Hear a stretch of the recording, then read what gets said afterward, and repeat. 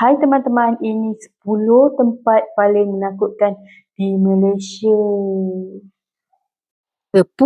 Rumah Mona Fendi, rumah peninggalan bekas penyanyi dan pengamal ilmu hitam.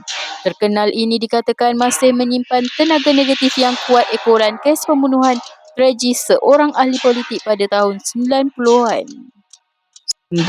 Museum Perang, Pulau Pinang terletak di Bukit Maung. Tempat ini pernah menjadi kuba pertahanan British.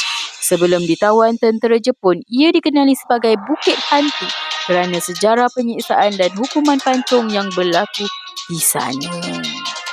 8. First World Hotel, Genting Highland. Terdapat beberapa dakwaan bahawa bilik di sini berpenghuni oleh roh mereka yang tewas dalam perjudian.